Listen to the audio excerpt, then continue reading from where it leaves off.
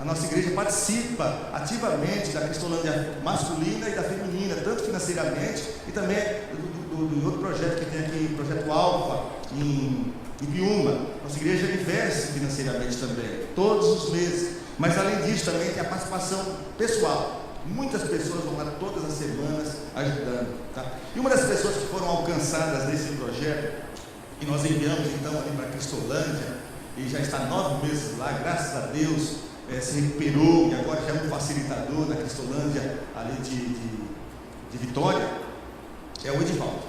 Eu quero convidar o Edivaldo para vir aqui, pode vir. Edivaldo, ele vai dar uma palavra, dar um testemunho. Ali está sua mãe, a dona Anabelle, também o seu irmão Davi, o vizinho ali, o Kelvin também, estão aqui com eles nesta manhã. Veio hoje de ônibus, ele vai retornar ainda hoje lá para Vitória, e hoje ele está como facilitador, e porque essa igreja de alguma forma alcançou, e foi alcançada por Deus na verdade, através da instrumentalidade de irmãos aqui, e Deus tem feito um trabalho bonito, muito lindo na vida do Edivaldo. Ele vai dar um testemunho sobre aquilo que tem acontecido na sua vida desse tempo agora. Deus abençoe, Edivaldo. Muito obrigado, pastor. Bom dia, igreja.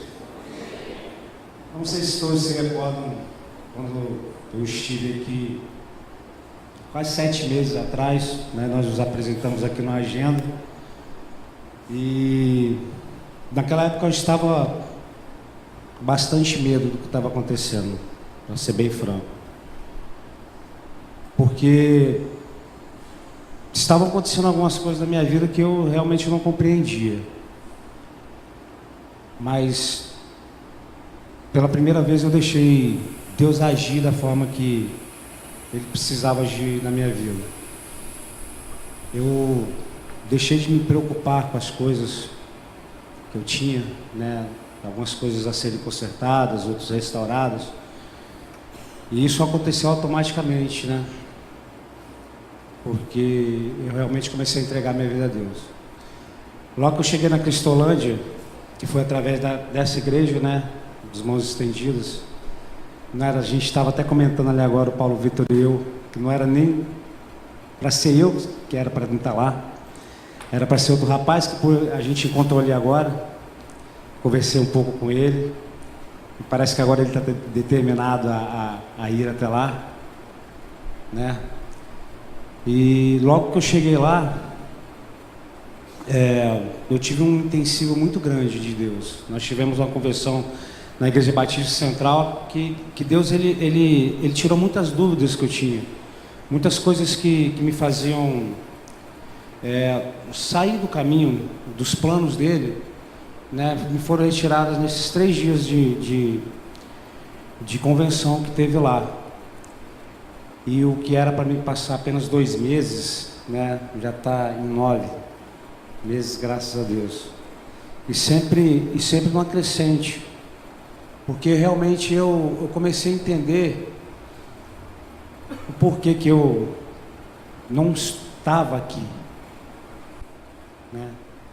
Por que eu me frustrava tanto? Por que eu não conseguia perdoar? Por que eu não conseguia pedir perdão? Por que de tanta raiva? Por que de tanta ira? Né? E Deus foi nesse meio tempo me transformando. Na realidade foi baixando a minha bola, né? Tirando a arrogância, tirando a prepotência, tirando uma série de coisas que eu tinha, mas realmente eu não percebia. E nesse meio tempo, algumas coisas nós conseguimos consertar, outras ainda tem tempo para isso, mas o mais importante que eu deixei nas mãos de Deus, para que isso possa acontecer. E o interessante, e o mais interessante nesse tempo que eu estou lá, nesse meio tempo que eu estou participando como aluno na Cristolândia, que realmente eu tenho aprendido. E a principal coisa é que Deus tem um plano e que eu não posso, não devo, e agora eu sei que eu não vou sair desse plano, porque eu sei que se eu sair desse caminho, eu fatalmente irei parar na grama novamente, né? Grama é aquele cantinho onde reformaram, que agora o pessoal vai chamar de brita, né? Só tem brita lá agora. Reencontrei algumas pessoas lá que me ajudaram na realidade.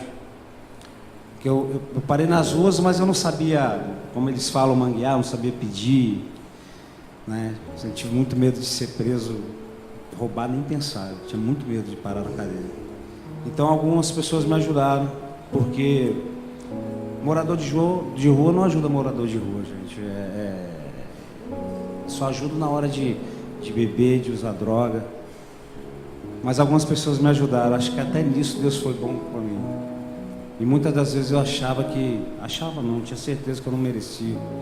Não era nem para mim estar lá, quem era para estar aqui agora falando era o Renato. E ele está ali agora.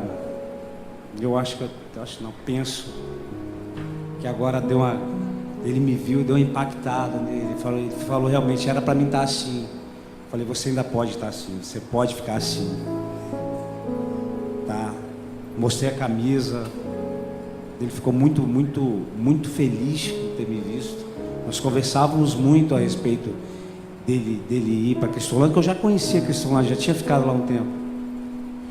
E hoje, após sair daqui, eu acho que eu dar uma passada lá, ter uma conversa mais séria.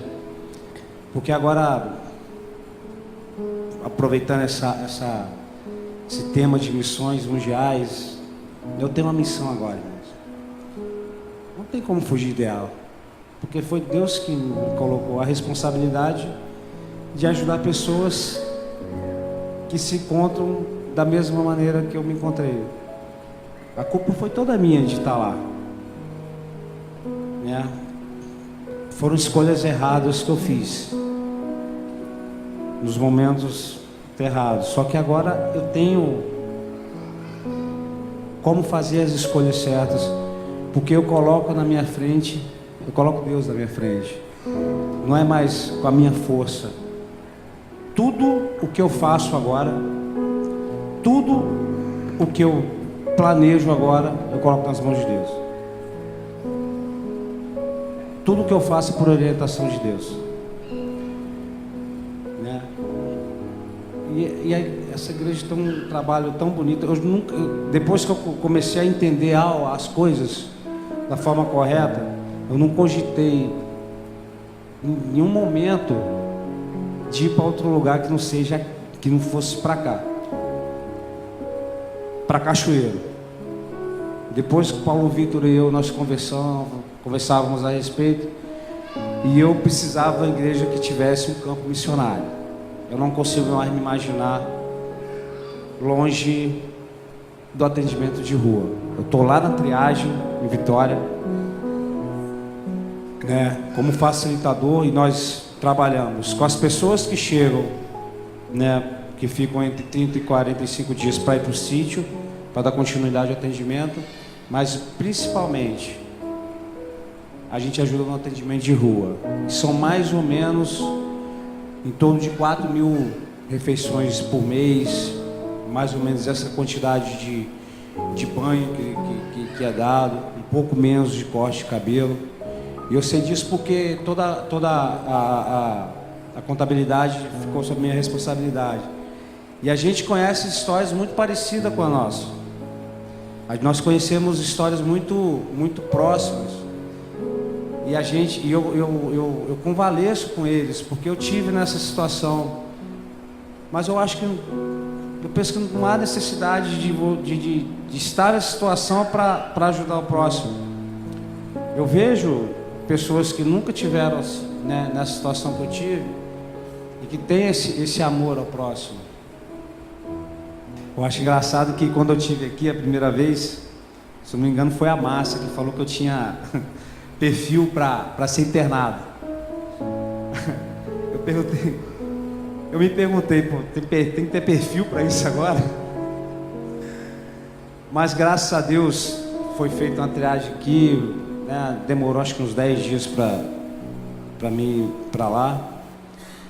E nesse meio tempo eu permaneci ali sem a certeza de que eu iria, se eu iria ou não. Mas Deus me alcançou de uma forma bem forte, porque no sítio lá no CFC2 onde eu me encontro agora, nós somos incentivados a colocarmos para fora aquilo que nos faz mal. Nós somos realmente confrontados. E é através desse confronto que nós entendemos realmente o que se passa conosco.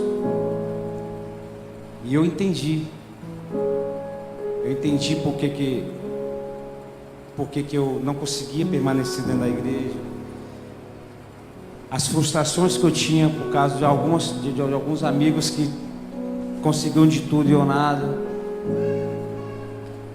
Mas é porque realmente eu acredito que o mundo teria que ser dessa forma, para entender realmente a mensagem da cruz, a mensagem da igreja sofrida, né? E principalmente por que Jesus morreu por mim. Eu não entendia isso.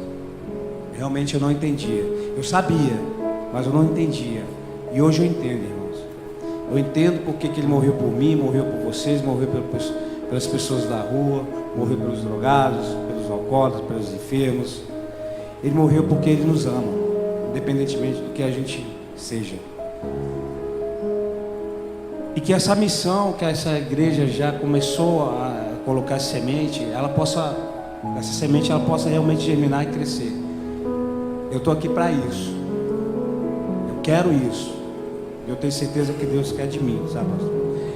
E eu gostaria muito mesmo, muito, que vocês orassem, pedissem por essas pessoas, pessoas extraordinárias. Conheço, tem um rapaz lá que ficou lá que ele era editor, chefe da revista Veja, coisa mais absurda. Eu fiquei sem entender o porquê. Depois eu comecei a entender. O problema que ele tem é o mesmo que o meu. O principal problema nosso é falta de Deus. Hoje eu tenho Deus e tenho o amor dele. Quero transmitir para os outros. O que Deus me deu, eu quero compartilhar e não reter para mim. E é isso que eu quero fazer aqui em Cachoeiro. É o primeiro lugar. Depois Deus me manda para outro. Amém? Muito obrigado.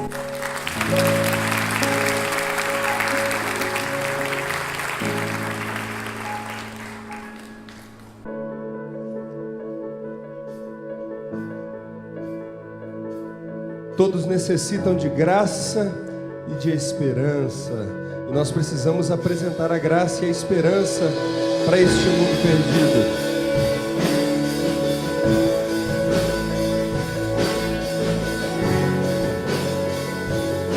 Solte sua voz e cante.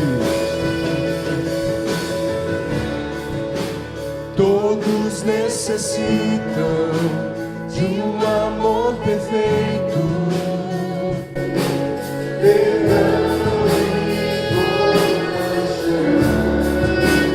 Todos necessitam de graça e esperança de um Deus que salva.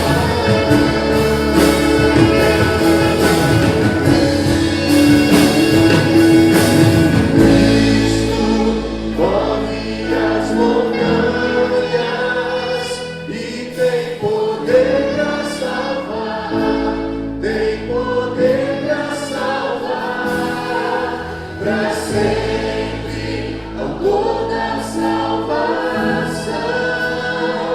Jesus a morte venceu, sobre a morte venceu.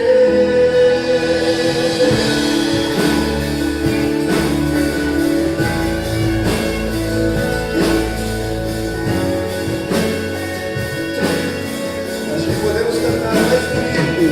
Vamos lá, das secas.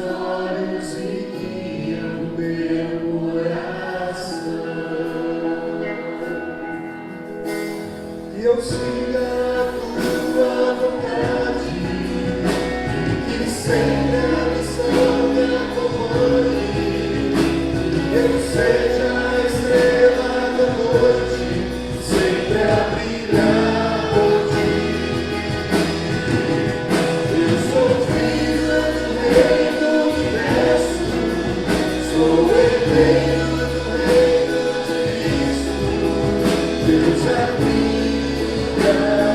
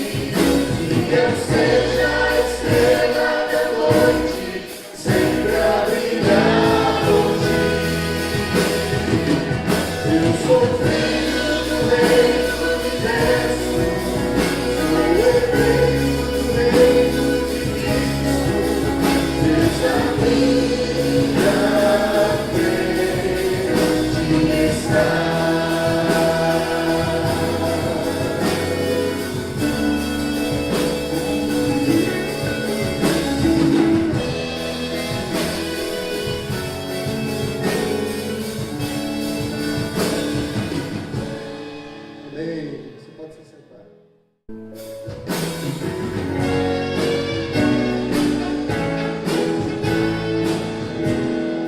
Povo de Deus, cumpri o vosso encargo de proclamar o nosso Deus amor, pois ele não passivo não deseja a perdição do pecador. As boas novas anunciai, que Deus nos ama, contentes proclamai. Ó, contemplai milhares que perecem, presos nas garras do pecado e mal. Sempre haja alguém que vai e se fique, Cristo Jesus, libertador real. As boas novas anunciai, que Deus nos ama, contentes proclamai. Anunciai bem ao mundo inteiro, que o nosso Deus é Deus de eterno amor. Ele deixou as glórias infinitas para salvar o mundo pecador. As boas novas anunciai, que Deus nos ama, contentes proclamai. Ó, consagrai os vossos bens e filhos, pra difundir de Cristo a santa luz. Orações constantes e fervorosas, participai da causa de Jesus. As boas novas anunciai, que Deus nos ama, contente. As boas novas anunciai, que Deus nos ama,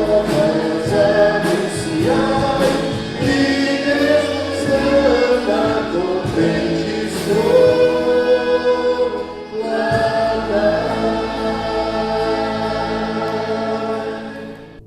Eu conheci a Samara no ano que eu cheguei aqui em Cachoeiro, num encontro de promotores na Igreja Batista em Monte Sião.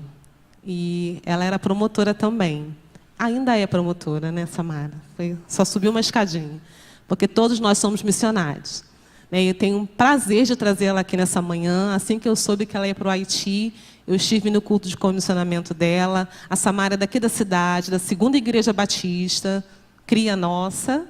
E eu falei, você vai na minha igreja. Ela, não, pode dar um jeito aí. Nós demos um jeito, o pastor Ginei até ficou meio assim comigo, mas eu fiz questão, porque é alguém de tão perto, que foi para tão longe, tão nova, obediente e corajosa.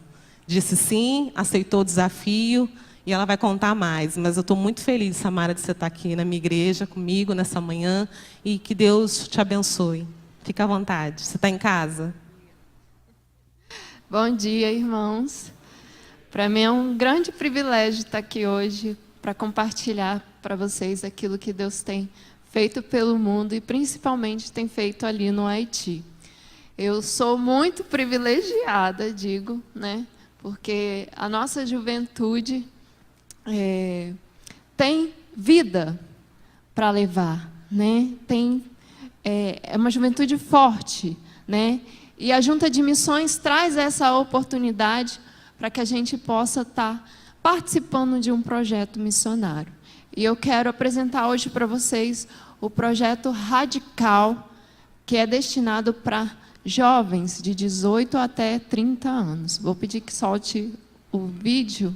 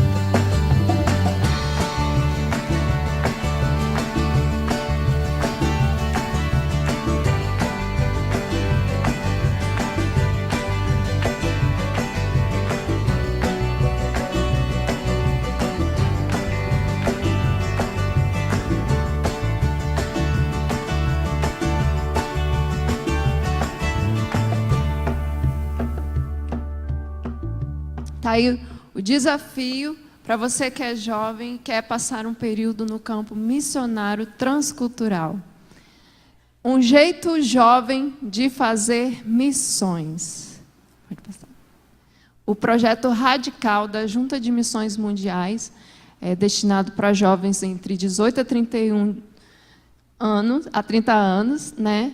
Que tem pelo menos 2 anos membros de uma igreja batista, e a escolaridade mínima é o ensino médio. Você não precisa ir formado para o campo, você pode estar ali contribuindo com a sua vida. O programa radical da Junta de Missões Mundiais está há mais de 15 anos enviando jovens. São mais de 600 jovens que foram enviados a mais de 27 países, que já renunciaram sua zona de conforto e a fim de testemunhar sobre o reino de Deus a vários lugares do nosso mundo. Pode passar. Esse é o versículo base do radical: mas em nada considero a minha vida por preciosa para mim mesmo, contanto que complete a minha carreira e o ministério que recebi do Senhor Jesus para dar testemunho do Evangelho da graça de Deus. Bom, nós fazemos missões como? Através de relacionamentos, da saúde, das artes, do esporte, da educação. E nós temos 5 projetos. O Radical Ásia, a duração 4 anos. O Radical África, 2 anos. O Radical Luso-Africano e o Radical Haiti, no qual eu participei, são 1 ano e 2 meses. E o Radical Latino Americano, que são 11 meses. Tá aí a minha turma. Nós fomos a turma Radical Haiti, turma 4. Fomos em 3 para o campo. Lá já existiam 8 radicais, né? A turma Radical Haiti 3 foram em 8 radicais e a minha turma foi em 3 radicais. Temos o Gustavo de São Paulo, a Iris do Ceará e eu aqui do Espírito Santo, Cachoeiro. Pode passar.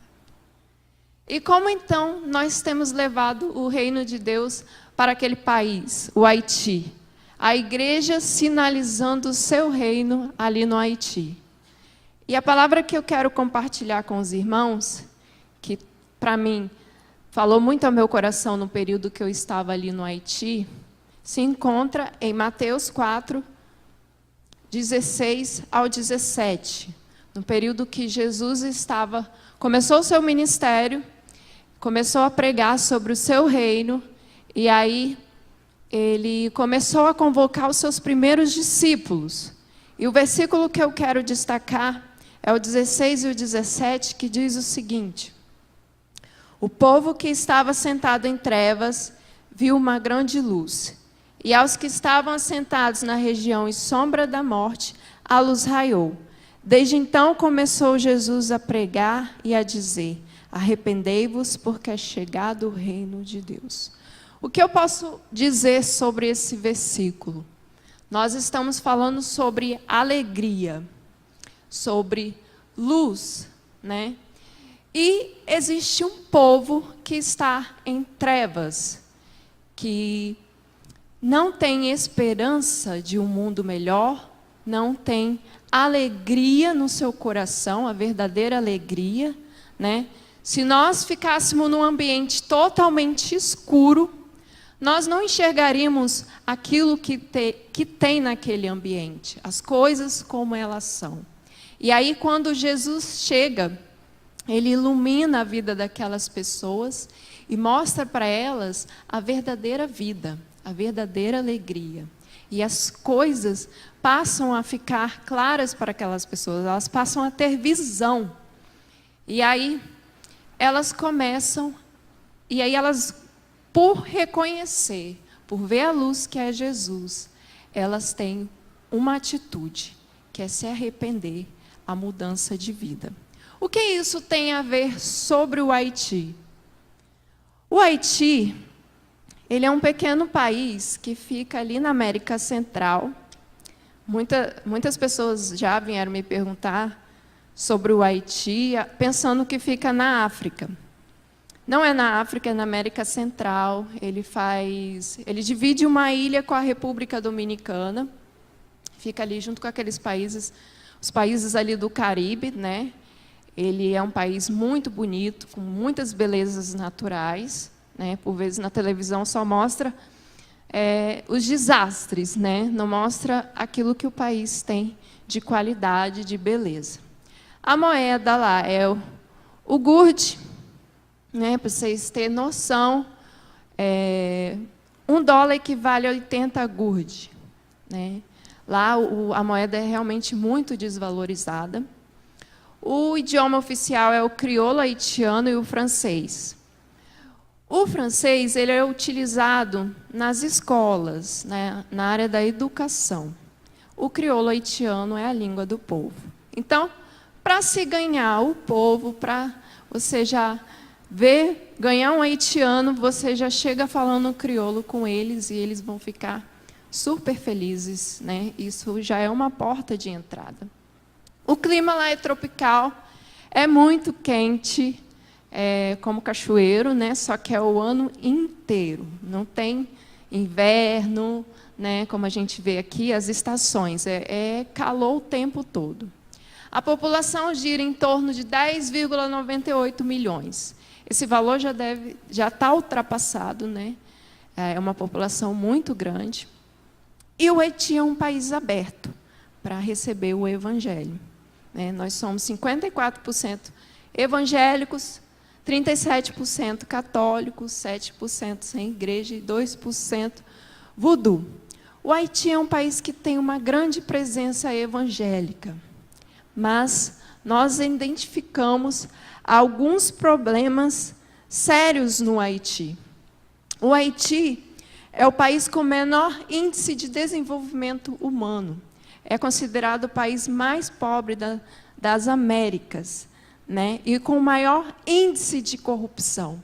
Se aqui existe corrupção, no Haiti isso é muito grande. Se tornou até algo cultural, né? E a questão da desigualdade social também, por conta dessa corrupção. Tem uma minoria que possui toda a riqueza, né? E uma grande maioria não possui essa riqueza e vive com menos de $1 por dia. A economia haitiana ela é formada por 70% na informalidade. Muitos, por não ter emprego, o que eles fazem? Eles saem nas ruas para vender aquilo que eles têm ou aquilo que eles sabem fazer. Então, quando nós não vemos lojas organizadas como a gente vê aqui, né? Lá tem supermercados, né? Só que a maioria das lojas, né? É na rua mesmo, eles colocam as suas vendinhas na rua e vendem de tudo que vocês imaginar. Vem muita doação por fora do país e aí eles vendem isso também que eles recebem, né? Para poder sobreviver, ter um trabalho, ter aquilo para também se sustentar, né? E 80% de tudo que é consumido no país vem de fora. O país ele produz muito pouco. E para ele poder se desenvolver economicamente, ele precisa se desenvolver, né? O Haiti ele recebe muito empréstimos, muitas doações. Mas essas doações, por vezes, não têm sido bem administradas e também por conta da corrupção, muitos desses valores têm sido desviados, né? A realidade da educação também é outro fator muito sério no Haiti. A educação lá é paga. Não existe escola pública, né? Mesmo que seja um valor muito pequeno para pagar, mas para o haitiano é um valor alto, um valor grande. E muitos não têm oportunidade de aprender a ler e a escrever. Como podemos ver, né, 1 a cada 4 haitianos com mais de 15 anos não sabem nem ler nem escrever. E das crianças em idade escolar, quase 20% das que residem nos grandes centros não vão à escola, e das que moram no interior, esse dado chega quase à metade. Então, o que eu pude presenciar lá é muitas pessoas que não tinham acesso à educação, né, não sabia ler, não sabia escrever. E também a questão da infraestrutura. Lá também não tem saneamento básico para a maioria da população. E a gente vê muitos lixos pela rua, porque não tem um serviço público que retira os lixos da rua, né? E a questão do hospital também, hospitalar. Lá a saúde também é paga, não tem saúde pública, né? Existe um leito de hospital para cada 10 mil habitantes e um médico para cada 100 mil. E aí, no meio de todos esses problemas, a gente pode identificar a ausência de luz. Esses problemas que são gerados por ausência de luz.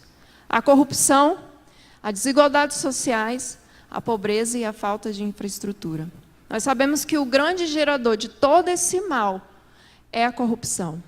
Nós conhecemos muito bem a corrupção, porque nós vivenciamos isso no nosso país, mas lá no Haiti isso chega a ser desumano, né? Porque o país sofre por conta disso, né? Muitas pessoas têm passado fome, né? Nós podemos ver aí nessas fotos que recentemente aconteceu uma manifestação no país. É um povo que tem clamado pela luz, que tem clamado por justiça, que tem clamado por dignidade humana. E recentemente teve essas manifestações, o povo saiu nas ruas para manifestar contra a corrupção do governo. Só que essas manifestações costumam ser muito violentas. Nós, como missionários, não podemos sair nas ruas durante esse período, porque existem alguns haitianos que têm um ódio pelo estrangeiro. Na verdade, lá a perseguição não é contra você ser um missionário, mas é por você ser um estrangeiro. E aí, se você sair à rua nesse período, é capaz de você sofrer algum tipo de atentado. Então, nós ficamos dentro de casa, né, não saímos, e aí esperamos que tudo se normalize. E nesse período aí, aconteceu recentemente, os missionários precisaram ter sido retirados do país, ficaram na República Dominicana. E aí, depois que tudo passou, eles voltaram para continuar as atividades, porque existem muitas pessoas que são abençoadas pelo trabalho que está sendo realizado ali. Pode mudar. E aí, como nós, como igreja, temos sido luz naquele local, temos levado a luz de Jesus. Nós trabalhamos com o projeto CDI, que é o Centro de Desenvolvimento Integral de Comunidades. No Haiti existem vários projetos, tem o PEP, temos o Orfanato Vila da Esperança, que é sustentado também por nós batistas, temos outro CDI que acontece no sul do país, né? E também as caravanas têm ido ao Haiti abençoar esse trabalho. O CDI, ele é um projeto que tem como referência ajudar em uma comunidade para se desenvolver tanto na área da educação, na área econômica, na área da saúde. Então, esse projeto foi feito para que a comunidade se desenvolvesse, se tivesse autonomia, se autossustentasse, né? Sem depender de ajuda do governo, mas para que eles fizessem por eles mesmos. Nós estávamos apoiando esse projeto, nós radicais, vamos para o país, para apoiar os projetos da Junta de Missões. E esse projeto é coordenado pelo pastor Bahia, André Bahia e sua família, né? Tem a irmã Verônica, que tem 2 filhas adolescentes, que tem estado nessa comunidade, que é a comunidade de Rosenberg, que fica na periferia de de Porto Príncipe, a capital do Haiti. E aí, essas duas fotos, quando começou o CDI, eu vejo no versículo 18 desse capítulo 4, quando Jesus, andando pelo mar da Galileia, começa a convocar os seus discípulos. E Jesus, andando junto ao mar da Galileia, viu dois irmãos, Simão, chamado Pedro, e André, os quais lançavam as redes ao mar, porque eram pescadores. E disse-lhes: vinde após mim, e eu vos farei pescadores de homens. Então eles, deixando logo as redes, seguiram. E adiantando-se dali, viu outros dois irmãos, Tiago, filho de Zebedeu, e João, seu irmão, no barco com Zebedeu, seu pai, consertando as redes, e chamou. Eles, deixando imediatamente o barco e seu pai, seguiram. Antes que o projeto CDI fosse colocado em prática, foi feito uma pesquisa pela comunidade de Rosenberg, né? Foi para poder saber as necessidades daquela comunidade, para saber também as potencialidades da comunidade, possíveis pessoas que pudessem contribuir para que aquela comunidade se desenvolvesse, né? E aí nós tivemos a primeira reunião comunitária, isso foi em 2017, no meio do ano. Foi apresentado para a comunidade o projeto, né? E as pessoas que pudessem contribuir para que aquele país se desenvolvesse. E aí surgiram, então, os microprojetos comunitários, que são o comércio, o esporte, infraestrutura, saúde, educação, artesanato e corte e costura. Pode passar. E aí o grupo de educação foi o primeiro a avançar, né? Nós tivemos 2 projetos no grupo de educação, a escola de idiomas e alfabetização de jovens e adultos. Lá, o haitiano ele tem muita facilidade de aprender outro idioma. E essa facilidade contribui muito, porque eles têm acesso a informações, né? Podem ter acesso a outras informações que, por vezes, o crioulo haitiano não tem, né? E aí nós tínhamos o português, que a professora era a Iris, também radical. Hoje quem está é a irmã Verônica. Nós tínhamos o espanhol, o inglês, que era com um professor haitiano da própria comunidade. O inglês era o curso mais procurado, davam 100 alunos por turma. E a alfabetização com a líder do grupo de educação, a Catiana, que ensinava. A maioria eram senhoras que vinham participar desse curso. Pode passar. E aí nós tínhamos o artesanato, nós também tínhamos 2 professores haitianos, tudo de forma voluntária, tá, meus irmãos? Esses cursos eram para a comunidade, de forma gratuita, nada era cobrado. Nós tínhamos o artesanato, 2 professores haitianos que ensinavam a fazer sandália, pulseira, cordão, coisas voltadas para o artesanato, né? E aí muitas pessoas também procuravam esse curso, e também uma forma deles estarem tendo uma renda, ganhar um dinheiro. Tínhamos o grupo da saúde também, que tínhamos uns 40 alunos nessa turma, tínhamos alguns enfermeiros, né, algumas pessoas formadas na área da saúde, que saem pela comunidade, fazendo conscientização na área da saúde, conscientização de higiene, né, os agentes de saúde, né.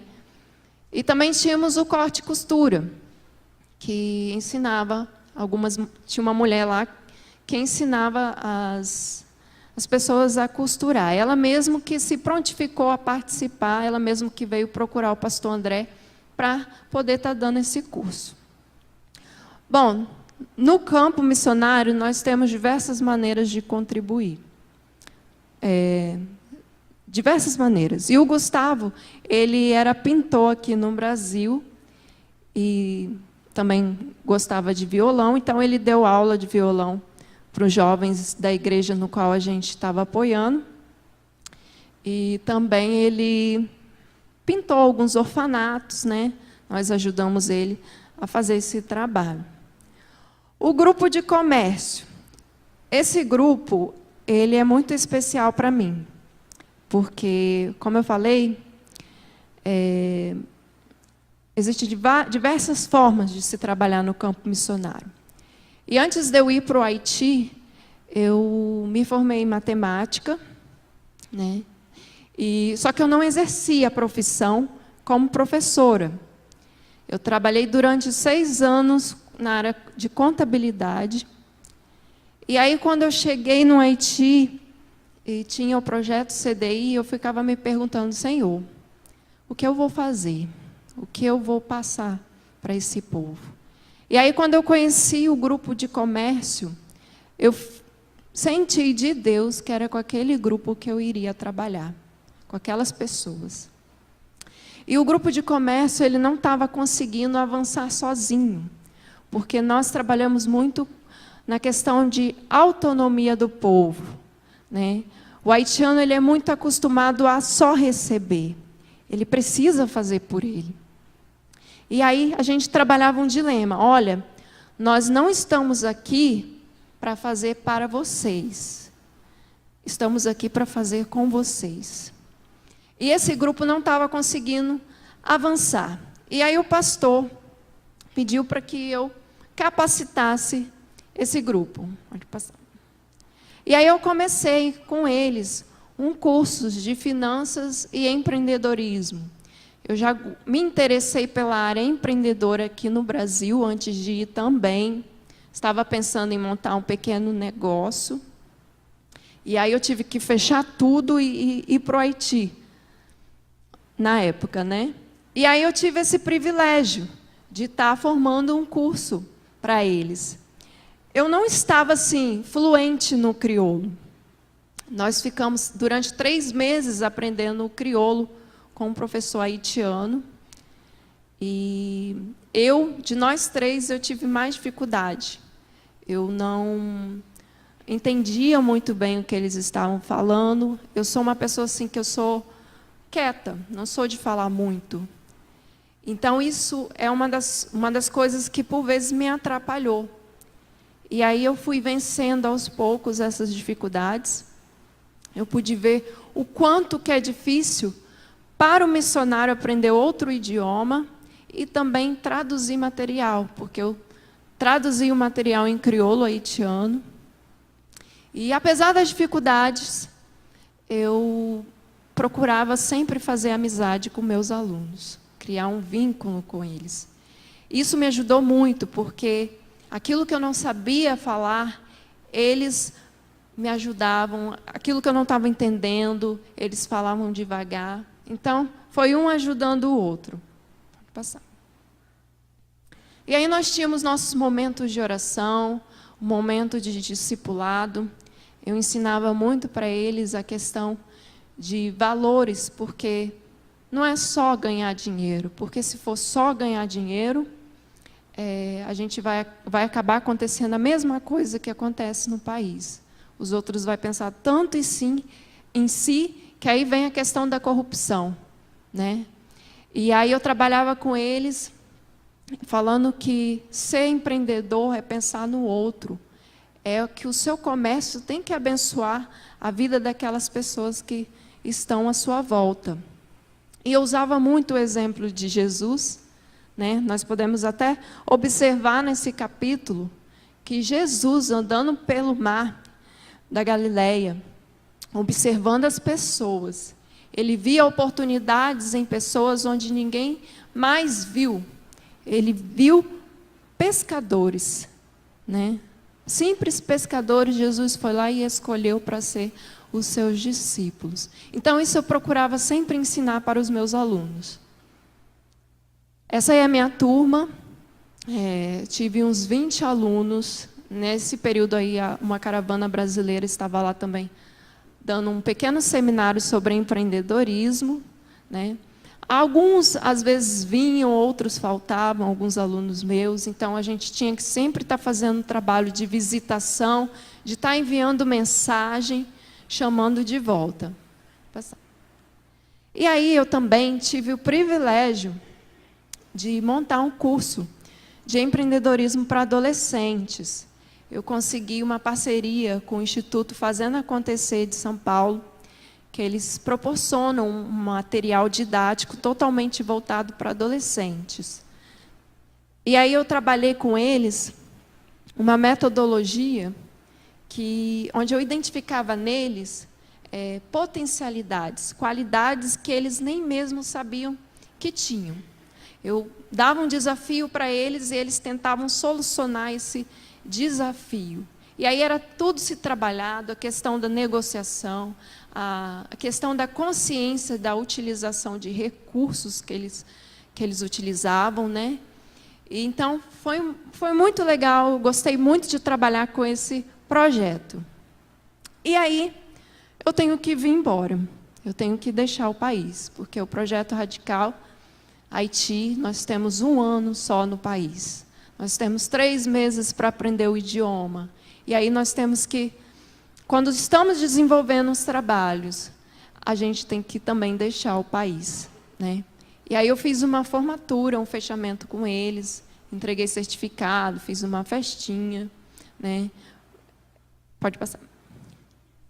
E aí, o que eu posso pensar em relação a tudo isso que tem acontecido no Haiti? Eu estou mostrando para vocês algumas fotos, né? O que está acontecendo lá é muito maior do que isso que eu estou falando para vocês, né? A Igreja de Deus, quando sinaliza o reino, ela traz transformação onde ela está. Assim como no versículo 23 desse capítulo 4, que diz: E percorria Jesus toda a Galileia, ensinando nas suas sinagogas, pregando o evangelho do reino e curando todas as enfermidades e moléstias entre o povo. Por onde Jesus passava, as pessoas eram transformadas. As pessoas eram impactadas de alguma forma com a presença de Jesus. E é isso que eu vejo que está acontecendo no Haiti. Pode passar. Aquele que não podia sorrir, hoje ele sorri. Muitos dentistas brasileiros, médicos, têm ido ao Haiti em caravanas, abençoado vidas de haitianos. Pode passar. Aquele que não podia escrever, hoje ele sabe escrever o seu próprio nome. Um dos momentos marcantes para a gente ali no Haiti foi numa festa da comunidade, que é realizada de 6 em 6 meses, e as mulheres de educação, de alfabetização, deram depoimentos delas, da alegria delas de hoje saberem escreverem os seus próprios nomes e também de identificar letras. Então, isso para a gente foi motivo de grande alegria, que a gente percebeu que o trabalho que está sendo feito ali não é em vão. Aquele que pensava que não tinha oportunidade de aprender, hoje ele sabe até outro idioma. Nós temos, pode passar essa imagem, temos aí no meio o jovem Lavô.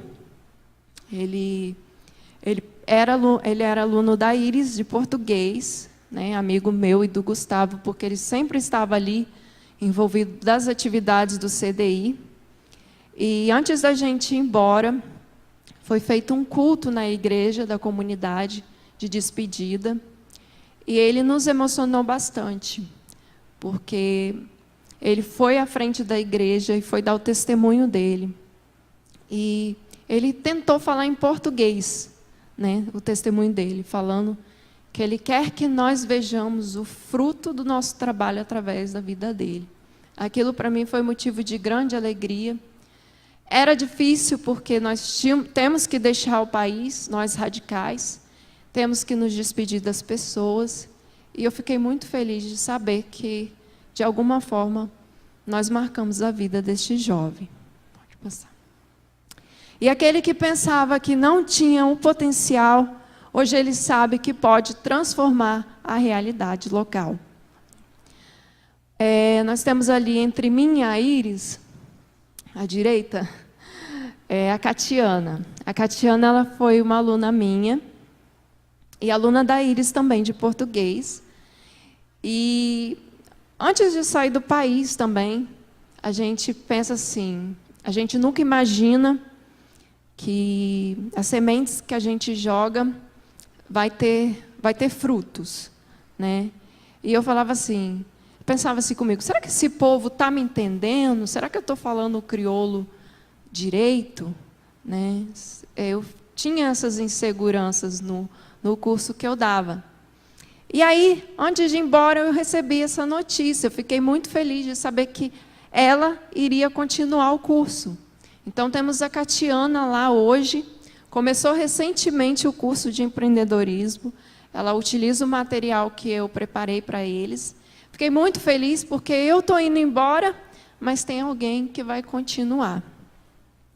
E também temos o Ironso, que é na foto, na outra foto que passou.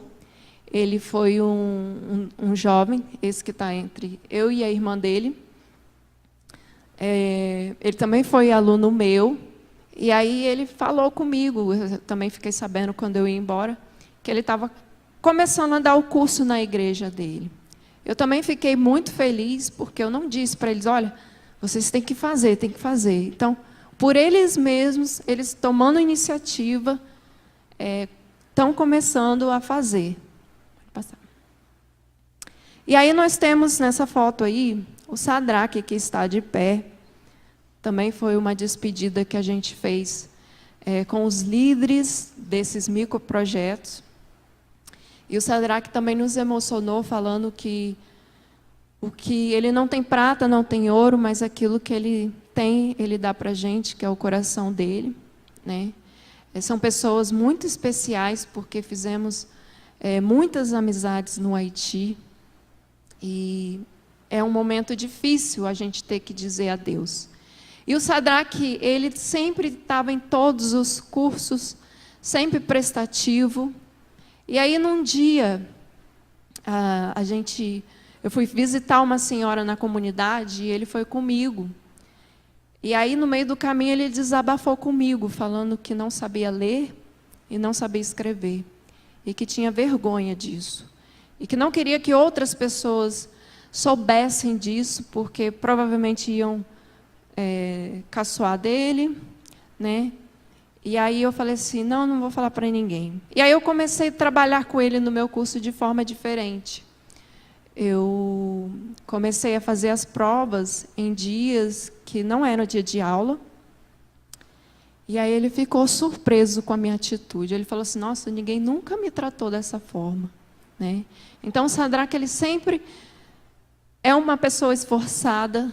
Né? Eu espero que um dia ele possa aprender a ler e a escrever. Pode passar.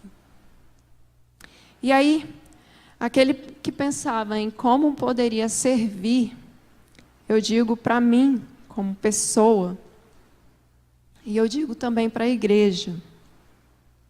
Né? Hoje eu sei que eu não preciso de muito para fazer. Só precisa de uma coisa. Levantar as mãos e dizer a Deus, eis-me aqui, usa-me.